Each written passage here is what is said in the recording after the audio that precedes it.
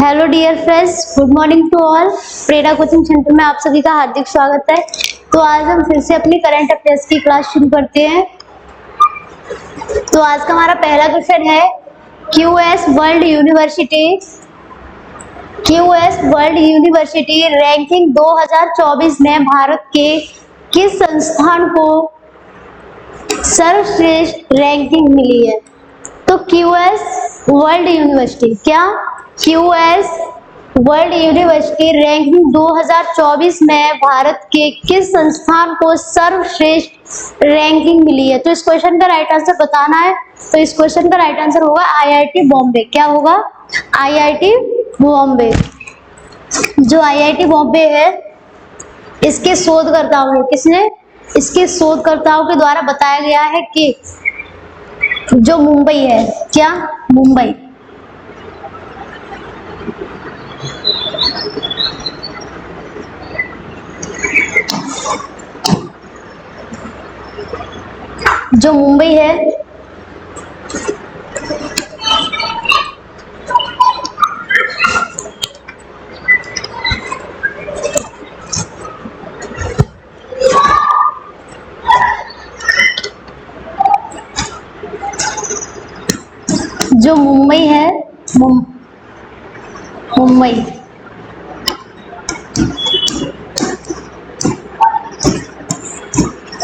मुंबई है वो 2 mm कितनी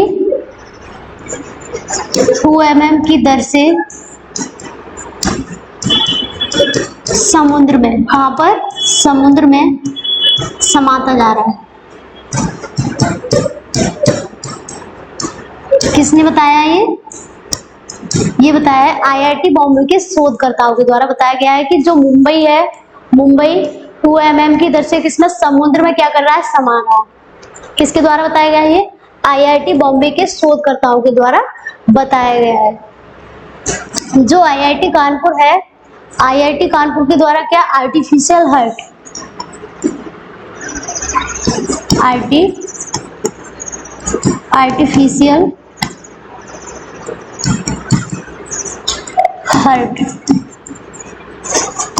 किसके द्वारा डेवलपमेंट किया गया है? इसका आईआईटी कानपुर के द्वारा।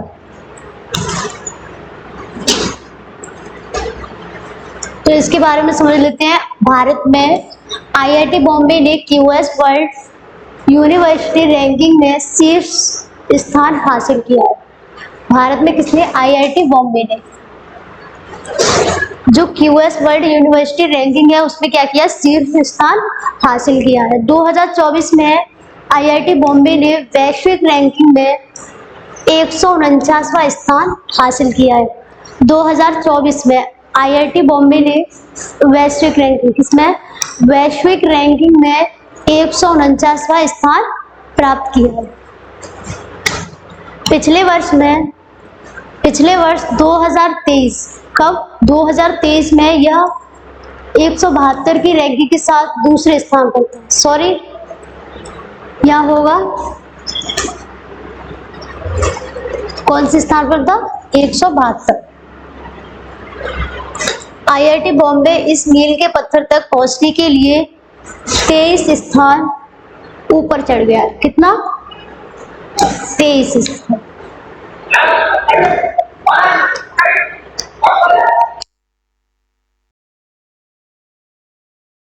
तो आज का हमारा दूसरा क्वेश्चन है क्यूएस वर्ल्ड यूनिवर्सिटी रैंकिंग में भारत के कितने संस्थापकों को रैंकिंग मिली है? जो क्यूएस वर्ल्ड यूनिवर्सिटी रैंकिंग है, इसमें भारत के कितने संस्थापकों को क्या मिली है?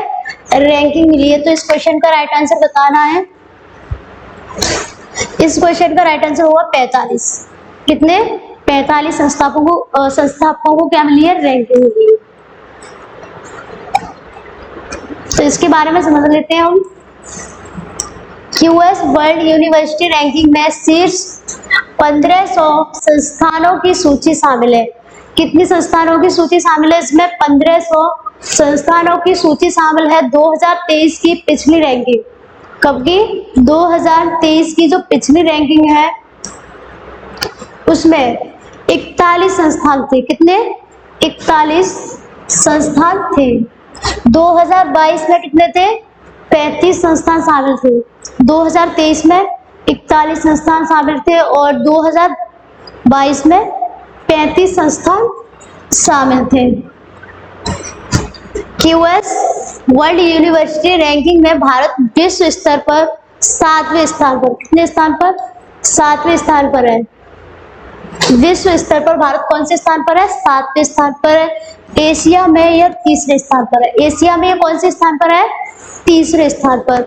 और विश्व स्तर में 7वें स्थान पर। एशिया में 3रे स्थान पर है। कौन? भारत। एशिया में यह 3रे स्थान पर है। एशिया में भारत से ऊपर चीन और जापान है। तो पहले नंबर पर कौन है? एशिया में चीन। सेकंड नंबर पर, फर्स्ट पे चीन, सेकंड पे जापान और थर्ड पे भारत। रैंकिंग में चीन 71 और जापान की रैंकिंग कितनी है? 52। चीन की रैंकिंग 71 और जापान की रैंकिंग 52 यूनिवर्सिटी शामिल है। तो आज का हमारा तीसरा क्वेश्चन है, हाल ही में किस राज्य के अमरोहा ढोलक को जीआई टैग मिला है? हाल ही में किस राज्य की जो अमरोहा ढोलक है इसे क्या मिला है? जीआई टैग मिला है। तो ये बताना है किस राज्य की है। तो इस क्वेश्चन का राइट आंसर होगा उत्तर प्रदेश। क्या होगा? उत्तर प्रदेश। जो अमरोहा ढोलक है ये कहां से है? उत्तर प्रदेश को, इसको क्या मिला है? GI tag. जो मध्य प्रदेश है, यहाँ पर मध्य प्रदेश में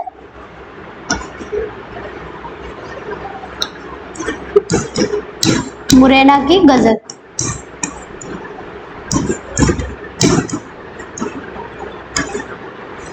मुरैना की गजक, इसको क्या मिला है? GI tag. और चिनूर चावल,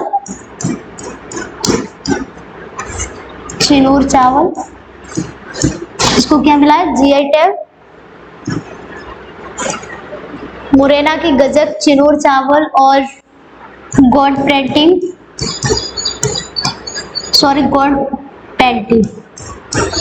इसको क्या मिला है? GI tag. पेंटिंग।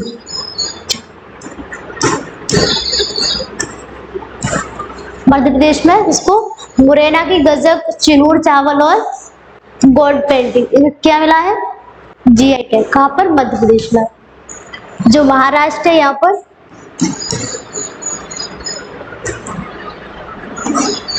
महाराष्ट्र में अल्फांसो आम, अल्फांसो आम को क्या मिला है? GI tag. बिहार में मिथिला मखाना,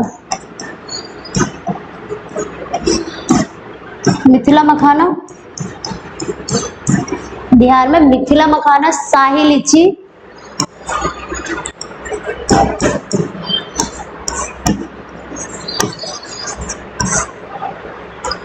जर्दालू आम, इन्हें क्या मिला है? GI tag. तो मिथिला मखाना, शाही लीची, जर्दालू आम, इन्हें क्या मिला है? GI tag. कहां पर? बिहार में। आई होप आप लोगों को ये क्वेश्चन समझ आ गया होगा। तो इसका जो एक्सप्लेनेशन है इसे देख लेते हैं। अमरोहा ढोलक, जो अमरोहा ढोलक है इसके बारे में समझ लेते हैं। यह प्राकृतिक लकड़ी से बना, किससे बना होता है? प्राकृतिक लकड़ी से बना एक संगीत वाद्य यंत्र है। जो अमरोहा ढोलक है वो क्या है? प्राकृतिक लकड़ी से बना एक क्या है? संगीत वाद्य यंत्र है। यह मुख्य रूप से आम और शीशम, जो अमरोहा ढोलक है ये मुख्य रूप से किससे? आम और शीशम के पेड़ों से बनाया जाता है। किसके पेड़ों से? आम और शीशम के पेड़ों से बनाया जाता है। इसे जानवरों की खाल, आमतौर पर बकरे की खाल का उपयोग करके तैयार किया जाता है। इसमें क्या उपयोग किया जाता है? जानवरों की खाल, आमतौर पर बकरी की खाल का उपयोग करके तैयार किया जाता है। जून 2023 में उत्तर प्रदेश को 7 उत्पादों के लिए क्या प्राप्त हुआ है? GI tag. तो उनके बारे में समझ लेते हैं हम। यहाँ से उत्तर प्रदेश में कितने 7 उत्पादों को क्या मिला है? जीआई टैग प्राप्त हुआ है। कब? जून 2023 को।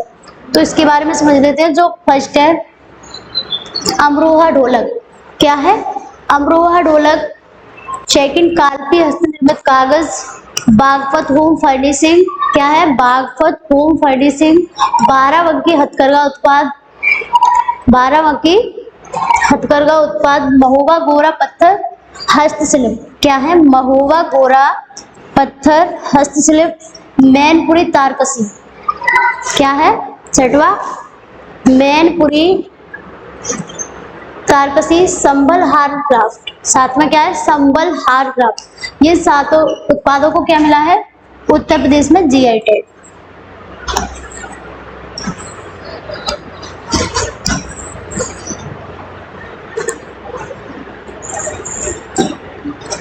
तो आज का हमारा फोर्थ क्वेश्चन है, अंतरराष्ट्रीय क्षुद्र ग्रह दिवस कब मनाया जाता है? इंटरनेशनल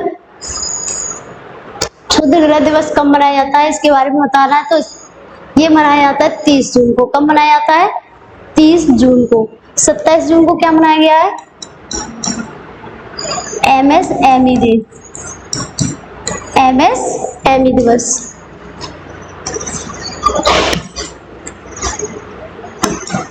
29 जून को मनाया गया है सांख्यिकी दिवस। क्या मनाया गया है? सांख्यिकी दिवस। 25 जून को विश्व नाविक दिवस। विश्व नाविक दिवस कब मनाया गया है? 25 जून को। 25 जून को क्या मनाया गया है? विश्व नाविक दिवस। 30 जून को अंतरराष्ट्रीय क्षुद्र ग्रह दिवस। तो इसके बारे में समझ लेते हैं, यह दिन क्यों मनाया जाता है। जो अंतरराष्ट्रीय क्षुद्र ग्रह दिवस है, क्यों मनाया जाता है, इसके बारे में समझ लेते हैं। यह दिन क्षुद्र ग्रह और उनके प्रभावों से जुड़े संभावित खतरों के बारे में जागरूकता बढ़ाने के लिए मनाया जाता है। यह दिन किस लिए मनाया जाता है?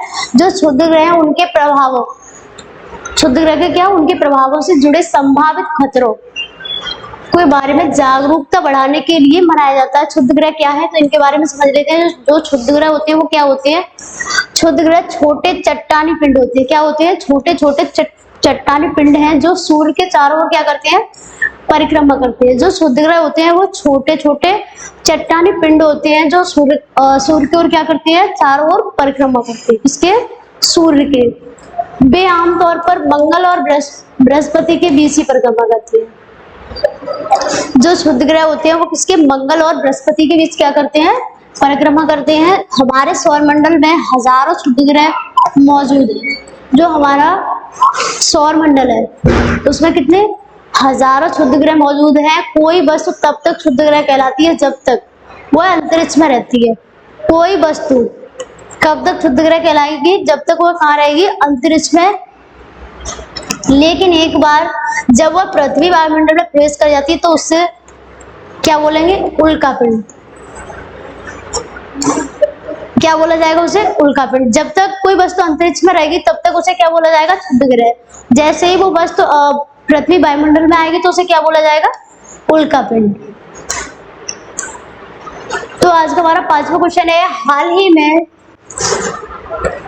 WEF द्वारा जारी एनर्जी ट्रांजिशन इंडेक्स में कौन शीर्ष पर है? हाल ही में WEF द्वारा जारी एनर्जी ट्रांजिशन इंडेक्स में कौन शीर्ष पर है? तो इस क्वेश्चन का राइट आंसर बताना है। इस क्वेश्चन का राइट आंसर होगा स्वीडन। क्या होगा? स्वीडन। सबसे खुशहाल देश। जो फिनलैंड है ये क्या है? सबसे खुशहाल देश, यानी हैप्पीनेस इंडेक्स में।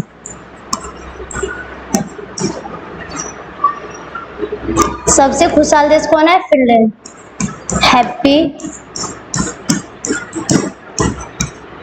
हैप्पीनेस इंडेक्स में टॉप पर रहने वाला है। इसमें हमारे भारत की रैंकिंग क्या है? इंडिया की रैंकिंग क्या है इसमें? 126वीं। क्या है? 126वीं। जो नॉर्वे है प्रेस फ्रीडम। किसमें? प्रेस फ्रीडम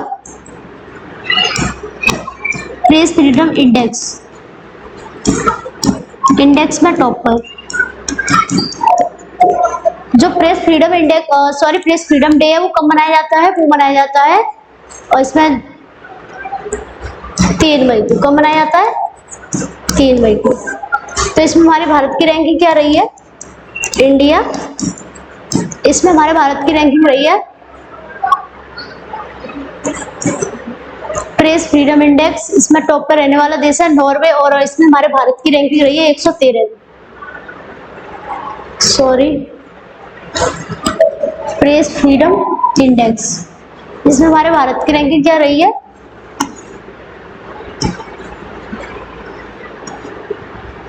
161वीं, सॉरी, कौन सी रही है? 161वीं। तो जो प्रेस फ्रीडम डे है वो कब मनाया जाता है? 3 मई को। कब मनाया जाता है? 3 मई को। इसमें हमारे भारत की रैंकिंग कौन सी है? 161वीं। और इसमें हैप्पीनेस इंडेक्स में भारत की रैंकिंग 126वीं। हमारा Bharat digital payment, digital payment में क्या है? टॉप पर। जो डिजिटल पेमेंट है उसमें हमारा भारत क्या है? टॉप पर।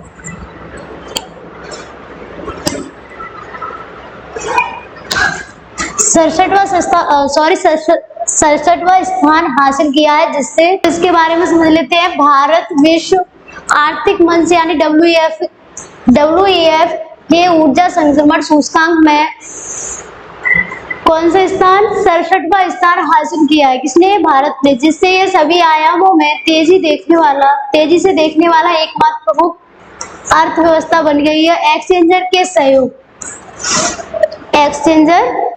सहयोग से विकसित की गई रिपोर्ट ऊर्जा और कार्बन तीव्रता, ये क्या है? विकसित की गई रिपोर्ट कार्बन तीव्रता को कम करने, नवीकरणीय ऊर्जा तैनाती में क्या वृद्धि और बिजली तक सार्वभौमिक पहुंच प्राप्त करने में भारत के महत्वपूर्ण प्रकाश डालती है। विश्व आर्थिक मंच, जो विश्व आर्थिक मंच है यानी WEF, इसकी जो स्थापना है वो कब हुई थी? 1971 में। कब हुई थी? 1971 में। इसका मुख्यालय है कॉलोनी स्विट्जरलैंड में। कहां पर है?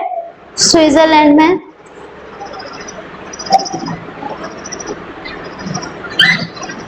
इसके जो अध्यक्ष हैं वो है बॉर्गे बेडे।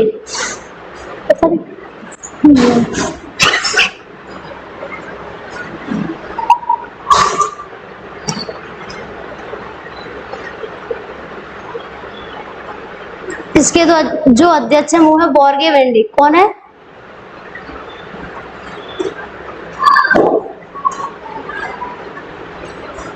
तो आज का हमारा 6वां क्वेश्चन है, भारतीय वायुसेना के लड़ाकू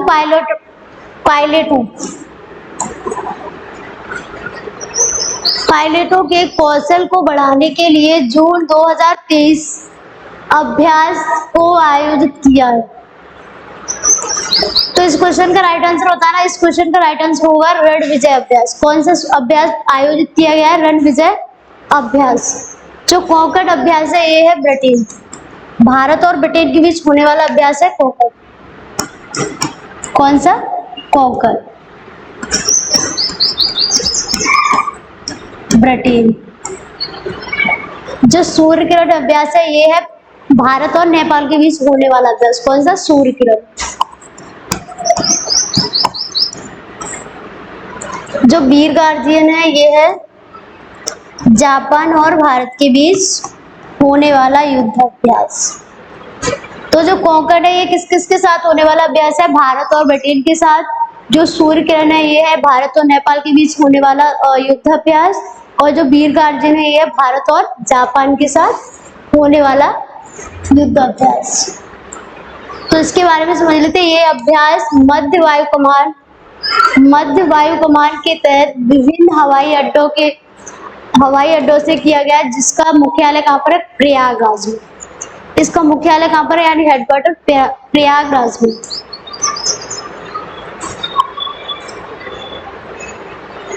तो आज का हमारा 7वां क्वेश्चन है, MSME क्षेत्र के विकास के लिए केंद्रीय MSME मंत्री नारायण राणे ने किस पोर्टल ऐप को लॉन्च किया है? तो इस क्वेश्चन का राइट आंसर बताना है। तो इस क्वेश्चन का राइट आंसर होगा चैंपियन 2.0 पोर्टल। कौन सा? चैंपियंस 2.0 पोर्टल जो है माई गवर, ये किसने 2014 में किसके द्वारा लॉन्च किया गया था? प्रधानमंत्री नरेंद्र मोदी द्वारा। जो नंदी है ये पशु मंत्री पुरुषोत्तम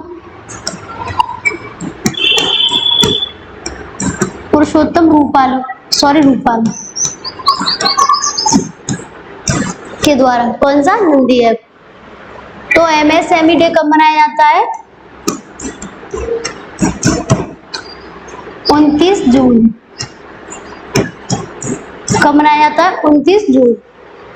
यह पोर्टल MSME के बीच शिकायत निवारण, ज्ञान साझा करने और नवाचार को बढ़ावा देने के लिए एकल खिड़की प्रणाली के रूप में कार्य करेगा। किसके रूप में कार्य करेगा? ये एकल खिड़की के रूप में कार्य करेगा।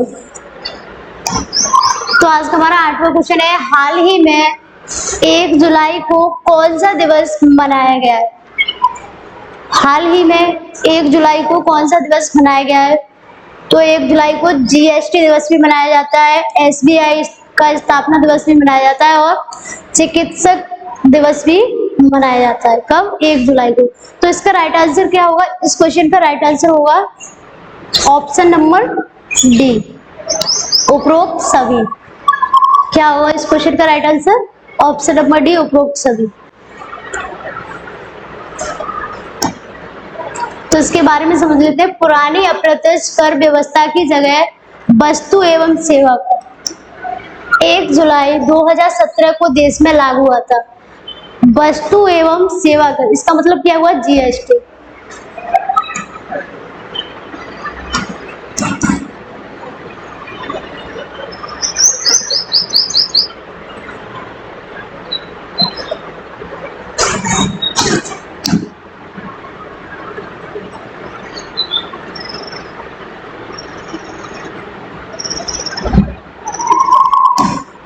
इसका मतलब क्या हुआ? GST। स्लाइड।